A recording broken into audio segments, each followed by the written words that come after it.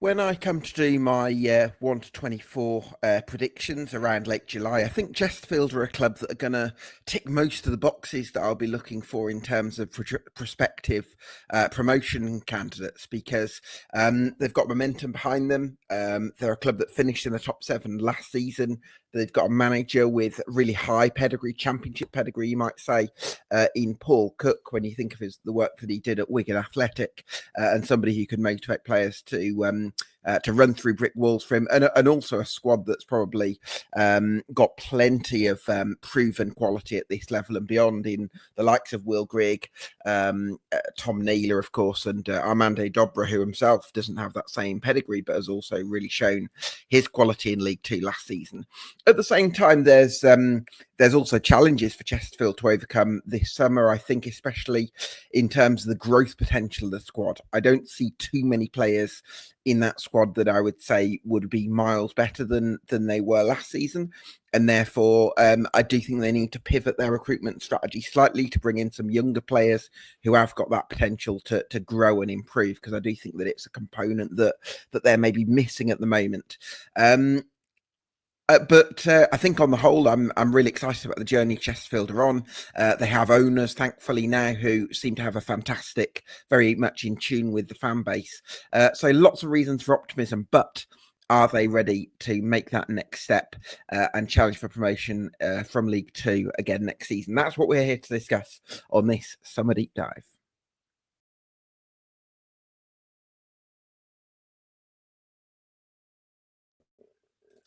Yes, welcome along to EFL Debate. This is part of a series of Summer Deep Dive podcasts. I'm speaking to a fan of each of the 72 clubs across the EFL between mid-June and mid-July. So if you want more of that stuff, you can get subscribed to us on YouTube and on Spotify. That would help us out a lot. For now, I'm delighted to be joined by Tom from Spireites Write.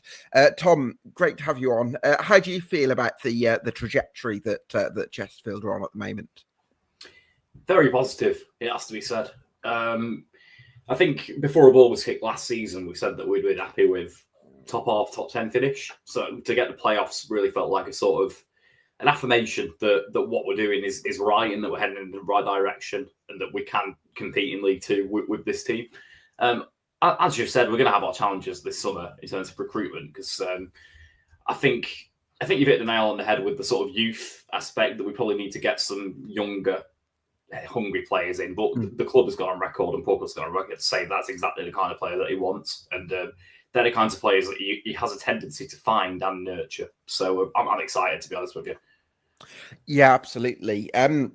Just talk to me about the ownership, because I think we touched on it when you came on this podcast last year, that they seem to be just very reliable people who are very much connected with the fan base. And I think that kind of leadership, we spoke about it with Grimsby Town last night, that kind of leadership does sort of tend to trickle down, doesn't it? Yeah, definitely. And obviously there's been the really sad news that Phil Kirk has been diagnosed with cancer. So that's really sad. But I think on the whole, they've been fantastic for this football club. Like you say, it does trickle down to the management and onto the pitch. You know, everyone speaks so highly of both him and Ash. And I think the fact that Phil's putting another 5 million over this summer just shows you how much he cares about the club and wants us to do well going forwards. But yeah, obviously that's horrible news to have received. But I think every single Spireites is massively grateful to both of them for what they've done and what they continue to do for this club. Yeah, well, we certainly send all our thoughts to and love to everyone connected, and 100%. I wanted to ask you about Paul Cook, Tom, because I think to my mind, he's obviously got a fantastic managerial CV. I think one of the best in League Two in terms of working in the Championship with Wigan, keeping them up once and coming close to keeping them up with, I think it was a 12-point deduction in the 1920 season. He's won numerous titles in the Football League as well. You must be very happy to have somebody of his calibre at the helm. No, I mean, there's literally no one else that I'd rather have as manager of the club than Cook. I think they don't come better than him in lower league football. And I think in terms of a personality as well. They just don't come better than him in football. Full stop. He just gets it. Obviously, he's had 2 spells at this club, and he's brought success both times he's been here. And there's no reason for us to believe that he won't bring further success in the future. But I think more important than that, even if he didn't, the fact that he goes on record to say things like, this is my club, and just how much love he actually has for the team. I mean, he wouldn't have dropped back down to Chesterfield in non-league if he didn't love the club. And just for that alone, for me, that cements it. I'm very much a Cook loyalist, and I'll back him to the hill. Yeah, absolutely. I think what I've always felt with Cook is that his biggest strength is man management and motivation. I think he can get players to run through brick walls for him. I think he's got a good sense of humour as well. But he's also got a bit of an edge to him, and I think he treads that balance really well.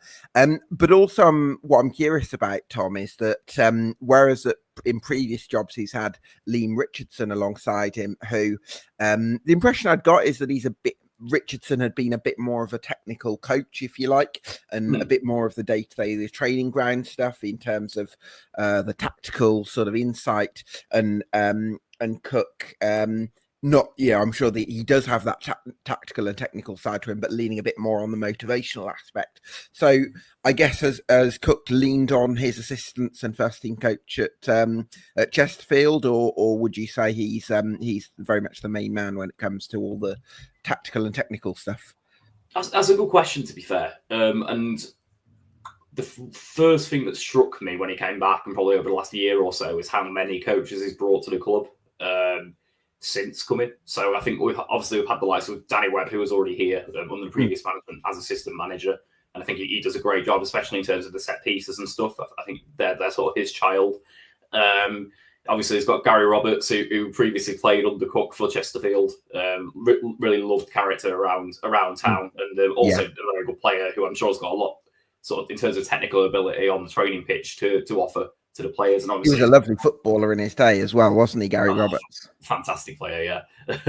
But obviously, we've got lots of Paddy Byrne. We've got you can just list the names off. To be fair, we've got a lot of coaches who've worked under Cook at previous clubs. I think a few came from Ipswich over here, I think it's more of a team effort, and Cook does like to stress that it's not just him. It's a whole sort of milieu of coaches and that sort of thing, which will contribute towards it. But I think in his own right as well, Cook, he's got a lot of experience, like you've mentioned, in the EFL, and I think he's got a very clear, cohesive style of play. So it's a bit of everyone, I think. Is it a bit of everyone, would you say, Tom, in recruitment this summer? I don't know what the club's processes are, whether it's kind of Cook taking the lead or whether it's more of an operational figure. I don't actually know if you've got a head of recruitment or how that all works. So I don't know if we've got a head of recruitment per se, but we do have a scouting team, as any club does, to be fair. But from what we've heard, we've been looking across England, obviously, but we've been sending out scouts a bit more broadly across Europe as well, which is something a bit new for us as a club. It's not something that we've massively done in the past, but yeah, it's exciting to hear that we're sort of broadening our horizons. And obviously, like these days, every football club has a certain idea of who's out there just because of the sort of stats and analytics side of things, which is growing, isn't it, in football? But I think it's a mixture of Cook. Obviously, when he first came back, he brought in players that he'd worked with before, Naylor, Grigg, Dobra, players like that. But I think now we're sort of starting to sort of look a bit broader than that. But Cook, I'm never worried about recruitment with him because he knows what kind of player he likes, and we know that his system works. So as long as he finds players that fit his system, then it'll work. Yeah, 100%. So just having a look at the squad, what I've got down, I think, is the state of play. Now, at the moment, I think, correct me if I'm wrong, Tom, we don't know if Ryan Boot is going to sign a new deal. Is this goalkeeper an area that you feel like the club could upgrade in possibly from last season? Yeah, I think, to be fair on Ryan Boot, he put in some absolutely massive performances towards the back end of last season, making quite a few saves, which ultimately, contributed a lot towards our playoff push. So if it were to be Ryan Boot as number one next year, which I hope it is, I hope he signs on that dotted line. But if it was, I'd be more than happy with that. I think he's more than good enough for League Two. But obviously, I think in every position you've got to say if we can find a player who's better than what we've already got, then it's a no-brainer to bring them in. Would I say goalkeeper's the number one priority? Obviously, in terms of you need probably 2 goalies at least, don't you? Yeah. We probably need to bring someone in at least as cover, if not as like a better starter. But for me, I'd be happy if it was Boo as the starter and just get a younger deputy in or something like that. Mm. Do you not feel though there's a risk of maybe putting too much weight on Boot's form in the last third of the season? And let's say the season was flipped and Ryan Boot started the season the way that he finished it, but then for the other 2/3, his form was at a different level. Would you be feeling the same way? Would you maybe have more of an inclination to see if you can find someone who takes that position up an extra level? Yeah, I know what you mean. And I think, obviously, earlier in the season, he wasn't the nailed-on starter anyway. There was sort of a bit of a tussle between him and Max Thompson, who we had on loan off of Newcastle. But I think overall, Boot was the better goalkeeper. And I think if we played him all season, maybe if he'd had that consistency of being picked every week, his form would have been a bit more consistent. So that's just my opinion on it. But like you say, if we can get a better goalie, fine, let's do it. If not, I'm happy with Ryan Boot. Yeah. Well, I imagine he's happy using his feet. Yes. Yeah. Right. So right back at the moment, I've got Raheem Shackelford and Liam Jessup as a young right back who I think was out on loan last season. That's probably a position where I'd think, yes, you want somebody who's very athletic and can get. But you had, who was it, Vontae Daly-Campbell in the first, and then he got injured, didn't he? So I imagine you'd be looking for someone in that mould. Yeah, it was a massive problem position for us last year. I think we brought in Devin Townsend on loan. He got injured. Vontae Daly-Campbell, who we brought in, got injured. Raheem Shackelford got injured. And then we ended up having to play Liam Mandeville at right back for quite a lot of the second half of last season, which, don't get me wrong, he did an all right job, but he's not a right back. And I feel like he's wasted at right back. I'd rather have him higher up the pitch as a number 10 or something like that, or a right winger. So, it's definitely a position we need to find somebody who can play and not get injured, because and I'm going to come back to this on a lot of positions. I think it's been our Achilles heel all year. We've had so many injuries that I think to get 7th place, we did amazingly well to do that, to be honest with you. So, right back. I mean, even Janoi Danasi and another one who came in to fill in that role and then got injured while sprinting. So, if we can bring somebody in who can actually, we can get, 35, 40, maybe even 46 games out of, that'd be nice. Yeah, absolutely. That'd be brilliant. I did want to touch on that injury record, actually, Tom. Do you think that a lot of it was impact injuries and just a bit of bad luck, or do you see there to be an area for the club to think, oh, hang on, we probably we might be getting something wrong here. We need to tweak our sports approach to sports science? Yeah, I think it's probably a combination of factors. Because there were a few in pre-season where you're like, what are they doing to them? And I think the likes of Paddy Madden, Shea Dunkley, players like that, I don't think have historically been very injury prone, when they've just got very long-term injuries that have kept them out for a long time. That's possibly an element of bad luck. It could be something to do with training off, like pre-season training, just getting unlucky with that. I don't know. But then throughout the season, we were just getting niggles. I think over the Christmas period, especially, we ended up having to play a 16-year-old at Fleetwood, and then the week after against MK Dons, we were having to put players on the bench who couldn't play. I think Cook said he did it as like a tactic to sort of make them not realise how threadbare the squad actually was. Yeah, exactly. Like moral support. Yeah.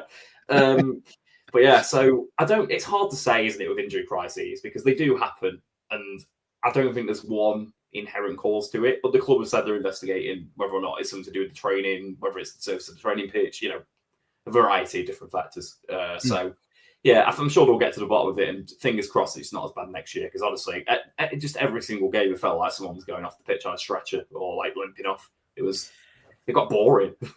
Do you think this is an area, Tom, where the club could do with a director of football type figure? Because I sometimes feel like with a manager, if you're living and breathing everything and right in the heart of everything, sometimes it's harder for a manager to be able to step back, where a director of football who's looking from above, they might have a different perspective on things. They're able to sometimes spot those things in from a slightly different position, and I just wonder if that's something you feel like the club could benefit from.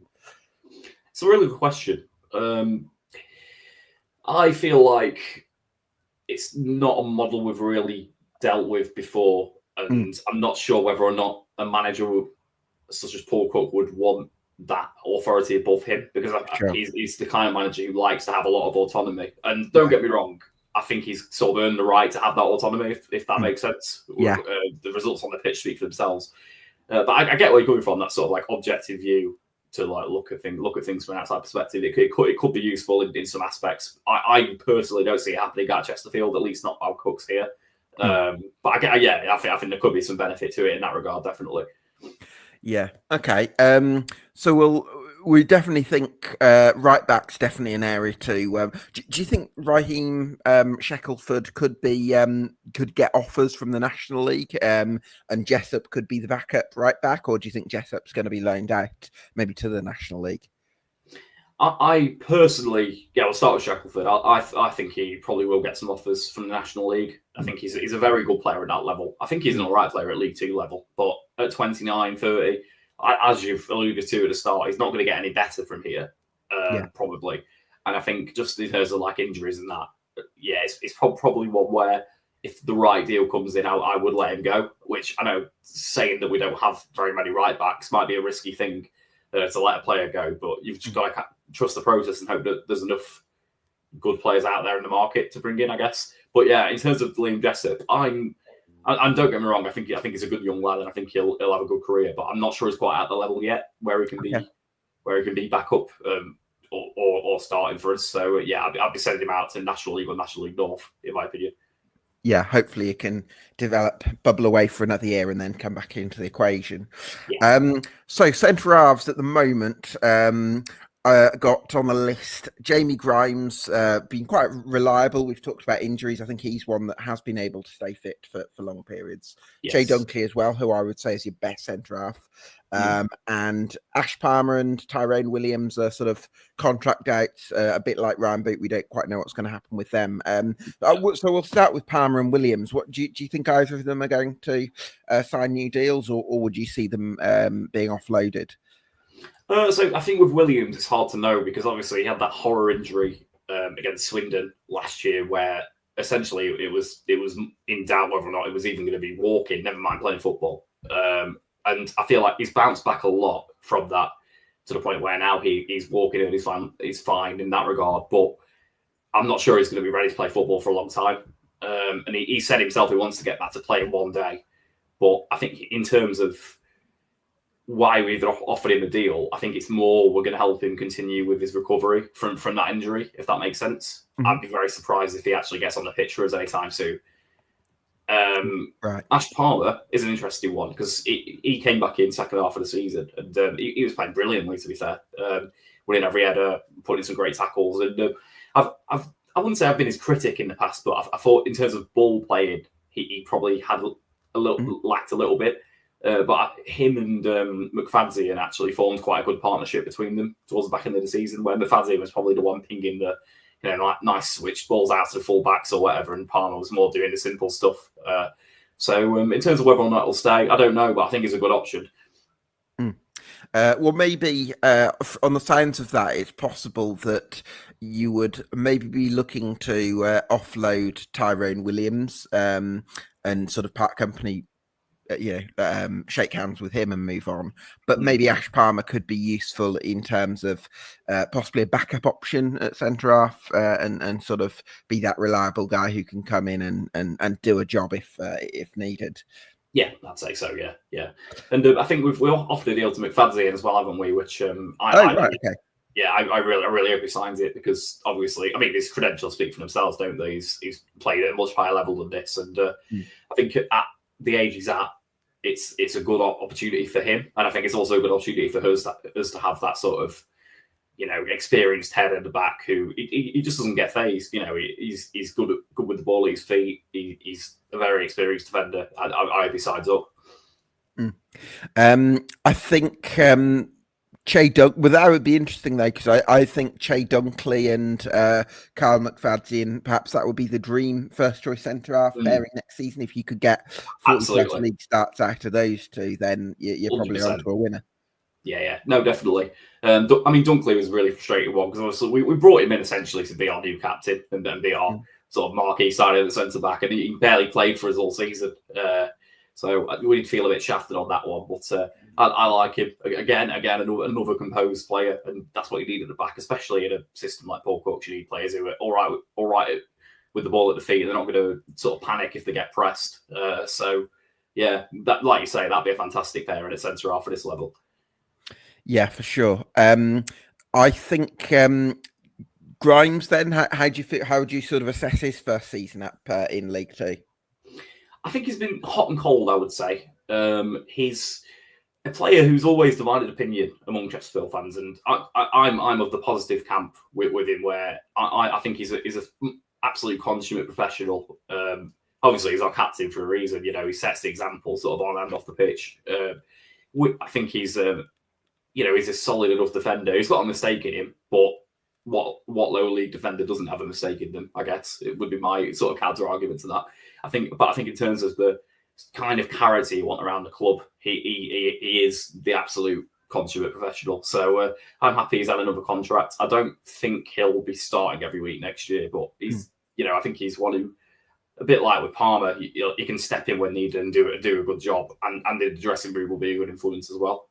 Yeah, and if you're playing for Chesterfield, you need players who are going to be able to step in and do a job.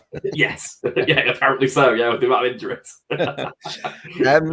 Left back then, Brandon Horton has gone to Gateshead, hasn't he? So yes. It looks like you're going to need two left backs, doesn't it?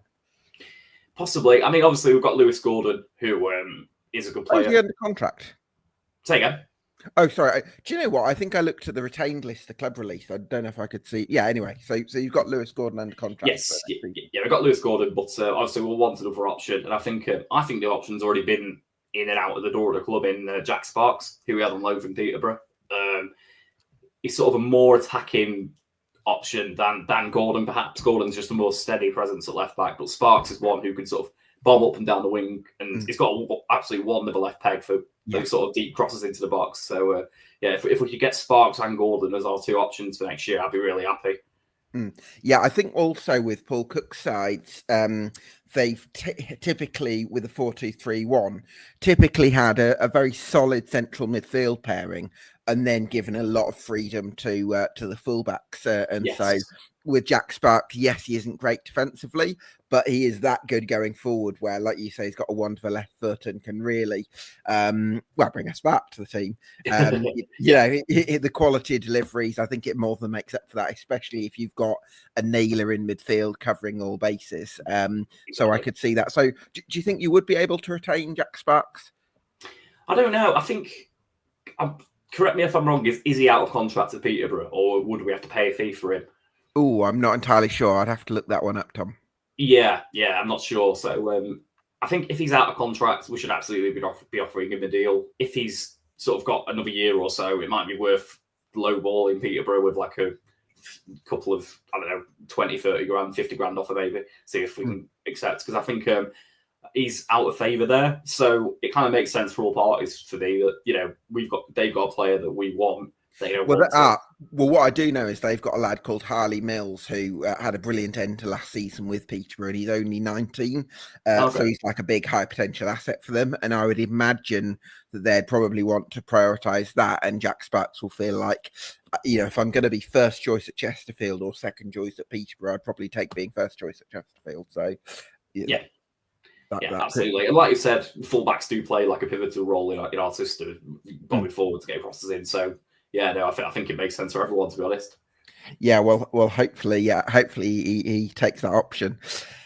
Central midfield then. I mean, at the moment, I've got Connor Cook down from the retained list and Tom Naylor. So again, I think Cook, I think is he a youngster from the academy?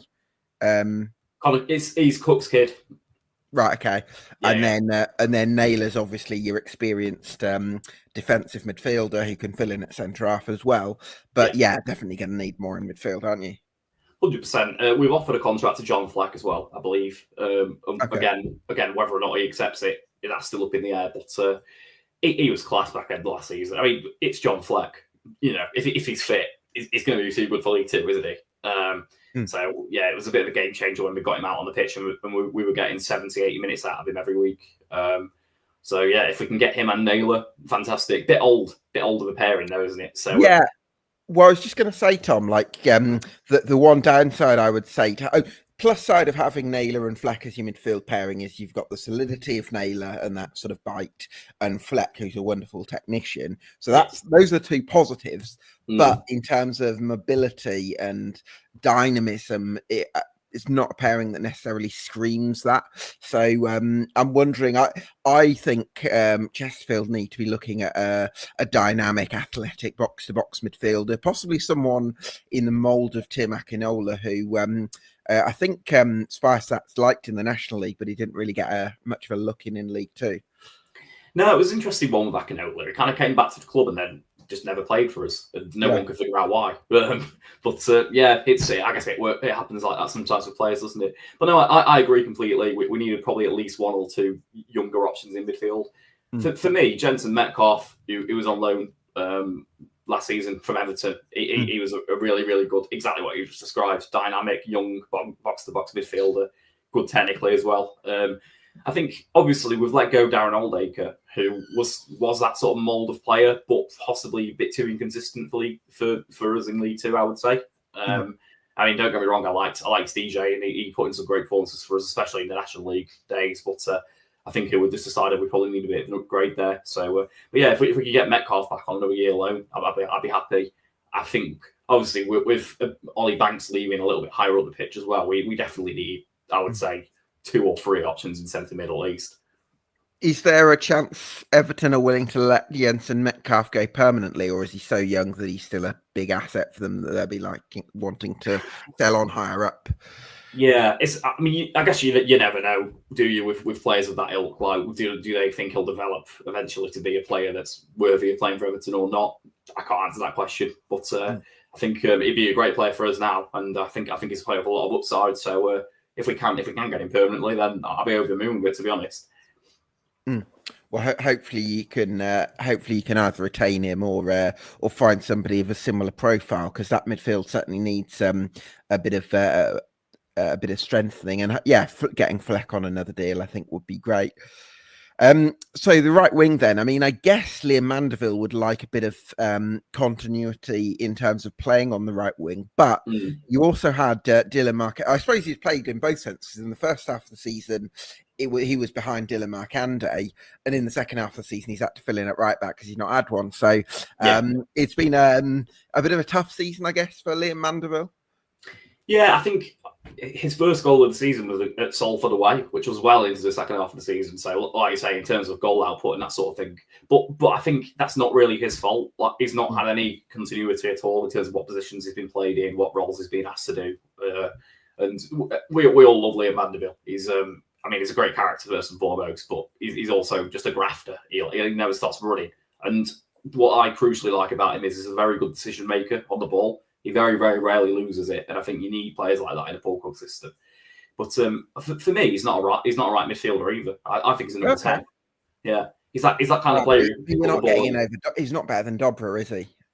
No, he's not better than Dobra, but Dobra can also operate on the wing. So you've got your question there. Do you play Dobra on the left, Mandy in the middle, then maybe a Dylan Duffy on the right as more of an inverted winger kind of thing? I don't know, maybe. But, that's not for me to decide, as it is for Paul Cook to decide. But, don't get me wrong, Mandy is a good option on the right wing as well, in terms of, but he's probably more the kind of right wing who will hold the ball up for an overlapping fullback, or he'll slot the ball back in the middle for the striker with like a low cross, or roll it to the edge of the box. He's not a winger. in the conventional sense, where he's going to beat the fullback of pace and get across it, if you know what I mean. But I guess what I'd say with that, though, Tom, is that the way Paul Cook's teams have historically operated, like I mentioned, the fullbacks kind of are the ones who provide the width. And there, I don't know that I would say that conventionally he has operated with standard wingers, because if I think of his Portsmouth side, they had basically 3 number 10s, I would say, who all kind of rotated and interchanged, and it was the fullbacks who held the width. But I guess in the second half of last season, you did bring a couple of wingers in, and they did want to operate that way. So it'd be interesting to see how Cook wants to set the team up. But maybe we can agree that if Mandeville does start on the right wing, he needs an overlapping fullback that's going to really fly forward ahead of him. I would agree. Yeah, I'd agree with that. I think Mandeville's best probably partnership that he's had so far at clubs when we had Jeff King at right back and him on the right wing, and obviously King's that very much that attacking fullback who will bob on, and you sort of had Mandeville almost dropping in behind to cover King defensively. And he was the main attacking outlet. But I agree with that. I think we need, regardless of who you've got in those 3 behind the striker, you need technical players who can hold the ball up and aren't necessarily just good at running and good at crossing. So I'd agree with that. Yeah, I've loved watching. Excuse me, got a hiccup at the wrong time there. I loved watching Armando Dobra last season, Tom, just because of his dancing feet and the way that he seems to elude opponents, and scored, I think it was 11 goals in the end. But a little bit surprised looking back that he didn't actually get that many assists. I think it was like 2 or 3 over the course of the season. Do you think there's a reason for that? Is it? Do you think he's creating a lot of chances, but it's just for some reason they're not landing? Or is that one area that you'd like to see a bit more from him? Because otherwise he can be a joy to watch, can't he? Oh, I mean, he's a fantastic player, Dobra. I think he's too good fully too, to be honest with you. But it's been really nice to see him come on a lot in the last year in terms of his decision making, because that was my main criticism of him when he initially came to the club. That he's a brilliant technical player, but he didn't always do the right thing on the ball. I think he's now learning a bit more how to operate within a team, which obviously contradicts, I guess, what you just said about the assists. But I think Dobra's main strength is that goal threat. He's not. I don't think he's that conventional, creative, assisty playmaker. He's more the kind of player who you give the ball to, and he'll make something happen. And he's got that dancing feet about him, hasn't he? Yeah, yeah. Like he'll have a shot from the edge of the box, or he'll dance into the box and slot into the keeper's legs or whatever. He's more that kind of winger than someone who goes mainly for assists. Right. So do you think that he could make you wouldn't mind seeing him? Would you say, if I had to ask you now, regardless of the debate about where you'd play Liam Mandeville, would you say Armando Dobra is best as the number 10, or would you say he's best in one of the wider spots in a Cook 4-2-3-1? You see, I prefer him cutting inside off the left wing onto his right foot.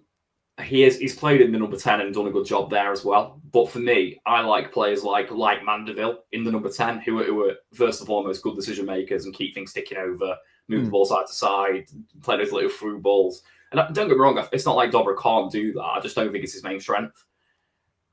Right, yeah. I think I guess he does have that ability. You know, if you're playing him wider, he's less of a marked man. Whereas if you're a number 10, you're in a very congested area.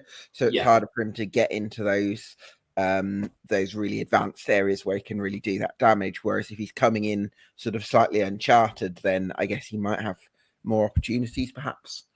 Yeah, I think the other thing as well are number 10s or our attacking midfielders in general are quite liquid. So even during a game, they'll swap positions. So Dobra might be on the left wing for a bit of it, then cut inside to number 10, and then someone else will go wide. And, it's very much very fluid. Liquid football. In liquid football. Yeah, exactly. Total football. So I think positions, you can get bogged down saying what's a player's best position, but I think ultimately they do rotate quite a lot anyway in games.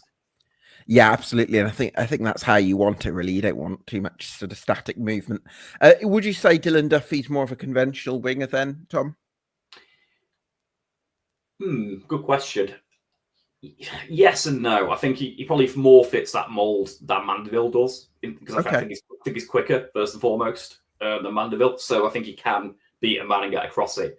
But I think what I find similar between him and Mandeville is he's not the kind of player who will always go for the cross. He's very much a first and foremost ball retention kind of winger, which I don't mind. It opens up those avenues for perhaps a Jack Sparks running beyond him, and he can find him with a through ball. That was looking a really fruitful partnership down that left hand side when Duffy played there with Sparks. But I think he's got a good cross on him. He's quick.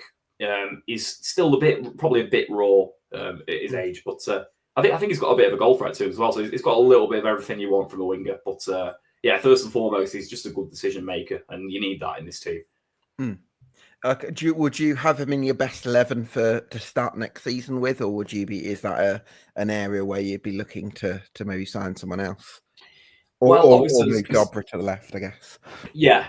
I mean, there's rumours that we're trying to go in for Dylan Markande, which if we could sign him would be fantastic.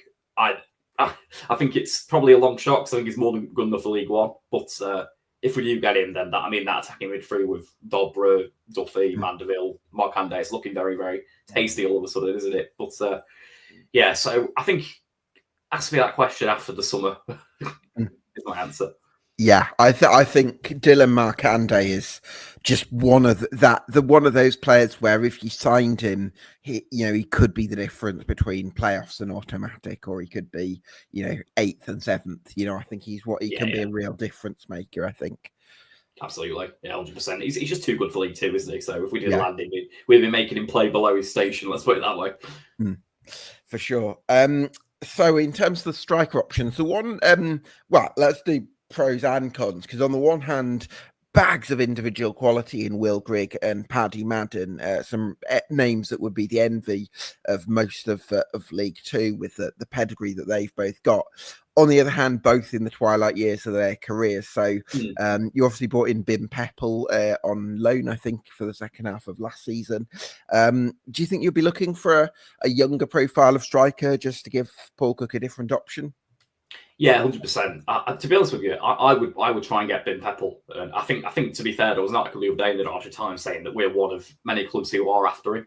And I think just because he's that young profile of hungry striker, physical as well, which in League Two you need a physical option. I think that's one thing we've learned this season is just how physical a division it actually is. I think at times it's more physical than National League, which surprised me. I didn't expect so many teams to be really direct, counter-attacky sides. At least in the National League, you get teams like Gateshead, Altrincham who try and play it around. But anyway, sort of besides the point. I think we could do with a physical option up front. And for me, Bim Peppel would be a great one. I mean, he's obviously, again, 22 years old. He's got a lot of upside, hasn't he? And he's going to develop into a very, very good player, I think. But if it's not Bim Peppel, I'd say we need that's the kind of striker I want. I want a physical profile striker, a bit more of a conventional target man, but obviously a mobile target man, if that makes sense. Yeah, for sure. Yeah, I think that's going to be really important because if you want to be able to engage from the front, you don't want all your minutes to be going to Will Grigg and Paddy Madden because there's a danger that they could get a bit jaded, and I think you need players who can sort of dilute that a bit. So if I'm looking at the squad, then Tom, you're definitely going to need at least one new goalkeeper and or Ryan Boot re-signing. So that's one. Definitely going to need at least one right back signing, possibly two, depending on what you had to do with Shackelford. Yeah. Need to possibly re-sign McFadzean, and if Williams goes, you've obviously got Naylor who can cover there. Probably need another left back to be back up to Gordon. So what we're looking at, definitely two midfielders, and probably another couple of players who can play in those three attacking midfield / wide positions and another striker. So at the moment, are we looking at 3, 5, 7, about another 8 additions roughly? Yeah, I think that sounds about right. I mean, I'd probably say another centre half as well. Obviously, there's no guarantees Palmer signs, so we might need to bring somebody else in those positions as well. So yeah, possibly 8 or 9 signings, which when you say it sounds like a lot, but I trust Paul Cook to do it. I mean, I remember last time we were in this sort of similar situation with Paul Cook, where when he first came to the club, he got us actually just outside the League Two playoffs in his first season here. He came midway through, And then the season after that, we went straight from that to winning the league. So it is doable with Paul Cook. I think he's very capable of finding those players. Obviously, it's not nailed on that we find everyone that we want to find, or that we even manage to sign everyone we want to sign, because you know what football's like. But for me, he will be back to the transfer market, and I think he'll bring in those players, to be honest with you. Yeah, I think what I would say about the squad is that with Dunkley, with possibly McFadzean, with possibly Fleck, certainly with Naylor, who's under contract, and Dobra, Grigg, and Madden, you've got 7 or 8 players there who you'd say have pedigree at this level, are proven, are reliable performers when they're fit, and that can be a real bedrock for the squad. I think you need to dilute that group with some young, fresh energy players that can just kick things on another level. And I think, that again, that fitness and athleticism is a big focus for me in those 8 to 10 positions that we've spoken about. Yeah, no, I completely agree with that. But like I say, I think that is basically the club's transfer policy this summer. What they've said is some younger, hungrier players. So I think you're spot on. Now, expectation for the season, Tom. I think last year you could have said with a top half finish, first season up, it's progress. I think this season there probably is a little bit more pressure that the club have kind of almost put on itself by doing extremely well, because you can raise expectations but you can't lower them. That's just how football works. So I think the club have to finish I think in terms of expectation, certainly from the fan base point of view. I don't know how the board will view things, but I think from a fan base point of view, you've probably got to finish in the top 7 again next season and be in amongst it. Yeah, 100%. I think as a club, our stated aim is Cook wants to get us back to League One and potentially knocking on the doors of the League One playoffs where he left us last time. Obviously, Rome wasn't built in a day, and I think this season it was more seen as if we go up this year, great, but if not, it's not the end of the world, because we'll then have this summer to sort of build on it and try and go for that top 3 next season, which I think we'll be trying to do. I think that will be our aim next year, is top 3. Ostensibly, it was our aim last season, but I think probably a bit too far, especially with the injuries, because possibly just a bridge too far. I mean, we were only 8 points off it though, so it just shows you how close things are in League 2. And obviously, with those 3 automatic spots to aim for, I think there's sort of quite a safety net for teams who want to go up automatically compared to National League, isn't there? Yeah, absolutely. You say Rome wasn't built in a day. I think you can use Chesterfield as that example. Got the better historical buildings. Yeah, that's true. Very true. I think that spire was built in a day. I think that's the problem, to be honest. Where was I? I wanted to. One of my processes for putting together the 1 to 24, which will be out in a few weeks, is basically scoring each club out of 10 on a series of categories. And some of these are a bit unknown until we know what the squad's fully going to look like. But I'm going to sort of ask for some provisional scores from your point of view now. So give me a number between 1 out of 10 on each of these categories. Ownership, starting with them. I think it's got to be a 10. I think since they've come back in, they've been fantastic. Got us back to the Football League where we feel we belong, and they care, they get it. You can't ask for any more, really. Structure, so recruitment and facilities, the operational side of the club. I will go for a 8 out of 10, because I think that's improved a lot over the last few years. We've had a lot of investment into things like the training ground, and obviously since Paul Cook's come back in, the recruitment room has been established, which has been helping him a lot of scouting, that kind of thing, and that's something that let's be honest, it should be a given these days at a football club, shouldn't it? You need to have that sort of knowledge of who's out there at the end of the day. So but I think that's come on leaps and bounds, and the ownership as well are improving the sort of off-pitch offering for fans and that kind of thing. Like, we've got a lot of food trucks outside the stadium now. We've got our own little fan zone bar as well, and I think things like that are just coming on a lot, and it's lovely to see that they care about the fan experience as well. Yeah, I think that makes a massive difference, doesn't it? So playing budget, I think you'll have one of the biggest budgets in the league next season.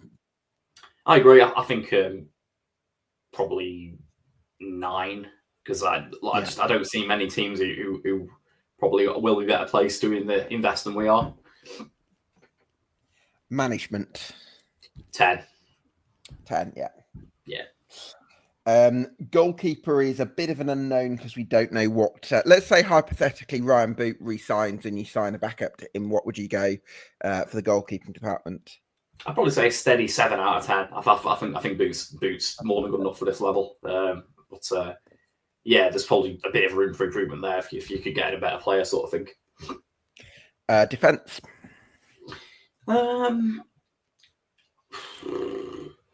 7 again. Bit uncertain in a few positions. Yeah, it is. I'd probably say 7 again, just because I think the players that we do have, especially the more experienced ones, if we can get them playing 40, 45 games next year, fantastic. But we do need some recruitment as well. Yeah, absolutely. I think you'd probably say a 5 or 6 based on what's there right now, but there's confidence that it's not going to be like that. Yeah. End of the window. Midfield, I guess, with focusing on Naylor and maybe if Fleck returns for that as a central midfield pairing. Yeah, I'd say probably 6 out of 10. And that's not a comment on their ability because I think they're brilliant, but we need some players in. Yeah, of course, because they're the only two I think. Yeah, Connor Cook at the moment. Attack. I would say already 7.5 because I think we've already got some cracking options. But again, maybe the 1 or 2 missing pieces of the puzzle. Dylan Markande, fingers crossed. But if not, yeah, get a couple of good players in. We're sorted there, to be honest. Yeah, depth is one that I'll pass on for now because we're just not realistic. Can't realistically tell, but I'm sure there will be squad depth. Squad stability. Squad stability. Also, a squad that's been together for a while. I mean, I think that you'd again score quite highly on that one. Yeah, I'd agree. We've got a lot of players who've been at the club during this sort of uphill period. Obviously, the likes of Liam Mandeville been here longer than that. So yeah, I'd probably say 7.5 on that. 7.5 on stability. The next one is team spirit. Team spirit. I mean, you've got to imagine it's quite high after last season. I think we made a good account of ourselves despite all the injury challenges and stuff. So yeah, I'd probably say 7. 7. Growth potential in the squad. Again, I that's probably the one area that I'd score quite low right now. And I think that would need some recruitment to sort of change my mind on that one. Yeah, I agree. Let's say 6 for now, because we've got a couple of players like Dobra who I think will go on to have championship, maybe even higher careers personally. But yeah, in general, like I say, we probably need some younger depth. Again, I'd fitness, which is another category. I'd put that similar to growth in that. I think it's one that needs to be tweaked a little bit in terms of the recruitment policy this summer, but I would also have some confidence that it will be from what you've said. Yeah, I think we sort of got away last season with, to be fair, once we did have players fit, we've got quite a lot of squad depth. I think Cook's team last year scored more goals from substitute players than almost anyone in Europe. So it shows that we do have good strength in depth, but obviously you can sort of patch over the fitness with that, I guess, can't you, to an extent? Yeah, okay. So should we say a 6 for now? Yeah. And the final one is quality. So technical quality of the players, individual ability. I'm going to say 7.5 for that one because I think we are a very technically good team. Again, there's probably a couple of signs we can make which would push it to the next level to that 8 or 9, maybe even 10. Okay, just a few more questions then. What would be the biggest reason to believe that Chesterfield will meet their ambitions this season? I think you asked me this last year, and I think I just said Paul Cook, and I'm going to have to go with that again, to be honest with you. I think I trust him. So, yeah, Paul Cook for me. What's the biggest reason for doubt?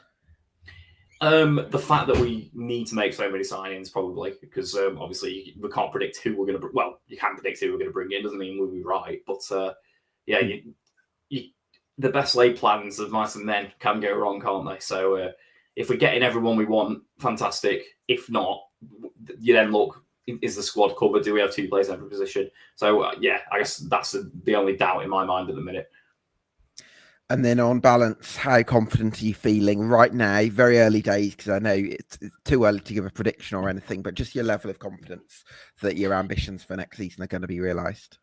Yeah, honestly, I'm feeling really confident for next year. I think we're, as a club, more than capable of getting promoted from this division. I mean, we've done it before with a record number of League Two titles for a reason. So hopefully we can extend that next year. But if not, like I say, top three would be fantastic. So I'm feeling really confident. Great stuff. Well, hopefully that'll bear fruit. Tom, thanks so much for joining us. What are your plans for Spireites Write for next season, and what can people expect if they follow? So obviously we do weekly podcasts dissecting the game and sort of predicting the next game. Typically talking about general goings on around the club as well. But I think for next season, it could be an interesting one. Obviously, we're hoping we're going to be going for promotion. And hopefully we're going to have a few more guests on and stuff like that. They're the podcasts we love doing the most, so we got the people on. And you yourself, Gabe, will get you on at some point next year if that's all right by you. Absolutely, I'd love to. Fantastic. Yeah, brilliant. Well, best luck with Spireites Write for next season, and keep up the great work. Thanks for joining us, Tom. Thanks to all the Spireites out there for listening. Hope you've enjoyed this podcast. You could do us a massive favour by getting subscribed to EFL Debate on YouTube, on Spotify, and Spireites Write, of course. And we'll see you again for another Summer Deep Dive very soon. Cheers.